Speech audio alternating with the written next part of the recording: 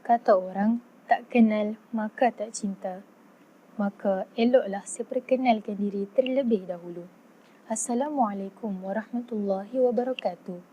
Nama saya Nur Arisa Zahin binti Muhammad Zul Azri, seorang pelajar tingkatan 3 yang sedang bersekolah di Sekolah Menengah Kebangsaan Agama Arau, kod sekolah RRA 0001. Pada hari ini, saya amatlah teruja untuk membicara tentang buku kegemaran saya. Ini ialah buku kegemaran saya, iaitu Ammar bin Yasir. Buku ini telah ditulis oleh Abdul Latif Talib di bawah syarikat penerbitan Latif dan Keluarga Enterprise. Cetakan kali pertamanya merupakan pada tahun 2020. Buku ini mengandungi 228 muka surat dan terdiri daripada 18 bab. Sebagaimana tajuk buku ini, sudah tentu yang mengisahkan tentang Ammar bin Yasir. Seperti yang kita tahu, kasih ibu membawa ke syurga, kasih ayah sepanjang masa. Kelahiran Ammar bin Yasir telah membebaskan status hamba ibunya. Beliau telah dibesarkan dengan limpahan kasih sayang seorang ibu dan ayah. Apabila sinar Islam diterimanya tanpa ragu, tiada lain yang menjadi doanya selain ibu bapanya turut sama merasai manisnya Islam. Ammar bin Yasir merupakan seorang yang rendah kedudukannya dalam kalangan Arab Quraisy kerana status ibunya sebagai bekas hamba dan ayahnya pula yang berasal dari Yaman. Ibu bapanya, Sumayyah binti Khubath dan Yasir bin Amir terpesona dengan keindahan Islam, maka mereka pun menerima dakwah anak tercinta. Ammar bin Yasir, seorang sahabat Rasulullah SAW yang berjuang bermati-matian untuk Islam. Mulianya beliau sehingga pernah menjadikan wajah Nabi Muhammad SAW berseri-seri mengingatkan betapa syurga merindui Ammar bin Yasir. Bagi saya, Abdul Latif Talib merupakan penulis yang sangat mahir dalam mengarang kisah-kisah sejarah.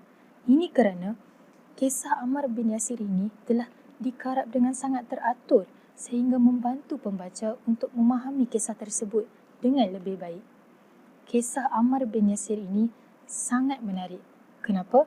Kerana ia membantu kita sebagai pembaca untuk mempelajari kisah-kisah sejarah Islam. Baiklah, jika kita lihat dari sudut gaya bahasa pula, penulis telah menggunakan gaya bahasa seperti personifikasi dan sinkuf.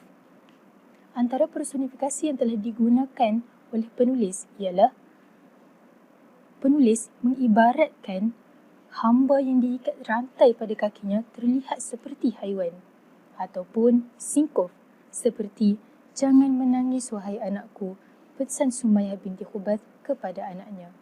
Oleh itu, saya percaya bahawa penggunaan gaya bahasa seperti ini dapat membantu pembaca untuk lebih menghayati dan menjiwai kisah Ammar bin Yasir ini. Setelah berulang kali saya membaca buku ini, saya mendapati bahawa terdapat pengajaran yang telah memberi kesan kepada saya. Yang pertama, berkata benar dapat menjadikan kita sebagai orang yang boleh dipercayai. Yang kedua, menghormati ibu bapa dapat membawa kita ke syurga. Dan yang ketiga, kita perlu memperbanyakkan doa supaya dapat mati syahid. Untuk pengetahuan saudara dan saudari, buku Ammar bin Yasir ini sesuai bagi peringkat umur 15 tahun dan ke atas. Kenapa? Kerana ia dapat meningkatkan pengetahuan seseorang tentang kisah-kisah sejarah Islam. Jika saudara dan saudari berminat untuk mengetahui lebih lanjut tentang buku ini, bolehlah saudara dan saudari mendapatkan buku ini di kedai buku berhampiran. Di kesempatan ini, saya ingin menyeru semua rakyat Malaysia supaya kembali bersemangat untuk membaca. Ingat, bangsa membaca, bangsa berjaya. Sekian daripada saya. Assalamualaikum.